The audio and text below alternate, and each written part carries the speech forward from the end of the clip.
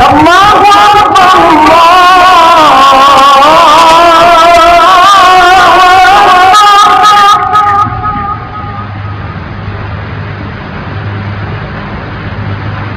اللہ الرحمن الرحیم۔ کھانا کھانے کے جو بعد کی دعا ہم عام طور پر پڑھتے ہیں، اس میں ایک بہت بڑی غلطی ہے۔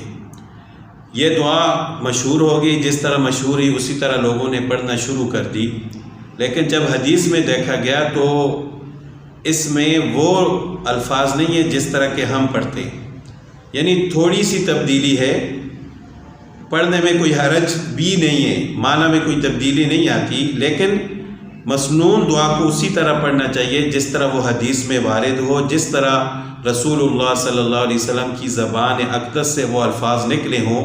ان کو اسی طرح پڑھنا چاہیے۔ اپنی طرف سے اس میں کوئی رد و بدل، کوئی تبدیلی نہیں کرنی چاہیے، کوئی کمی بیشی نہیں کرنی چاہیے۔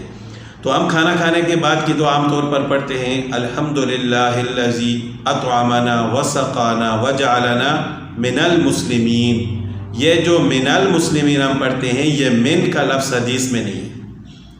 بس اس طرح پڑھتے پڑھتے مشہور ہو گیا، ہم نے بھی اسی طرح بچپن میں یاد کیا، آگے بچوں کو بھی اسی طرح یاد کراتے رہے، لیکن حدیث کے الفاظ میں صرف آتا ہے وجعلنا مسلمین۔ الحمدللہ الذی، تمام تعریفیں اس ذات کے لیے ہیں، اطعمنا، جس نے ہمیں کھلایا، وسقانا، اور جس نے ہمیں پلایا، وجعلنا مسلمین، اور ہمیں مسلمان یعنی فرما بردار بنایا۔ یہ حدیث کے الفاظ ہیں، ترمذی شریف کی حدیث ہے، حضرت ابو سعید خدری رضی اللہ تعالیٰ عنہ سے روایت ہے، فرماتے ہیں کہ جب رسول اللہ صلی اللہ علیہ وسلم کھانا تناول فرما کر فارغ ہوتے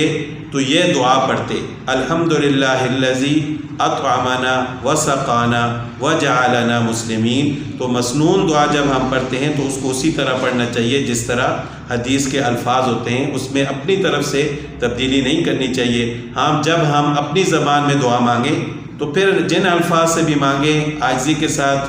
انکساری کے ساتھ، وہ اللہ تعالیٰ قبول کرنے والے ہیں، لیکن جب ہم کسی دعا کو مسنون دعا کہتے ہیں تو پھر اس کو اسی طرح پڑھنا لازم ہے جس طرح رسول اللہ صلی اللہ علیہ وسلم نے اس کو پڑھا ہے، پھر ہم اپنی طرف سے کوئی تبدیلی نہیں کر سکتے۔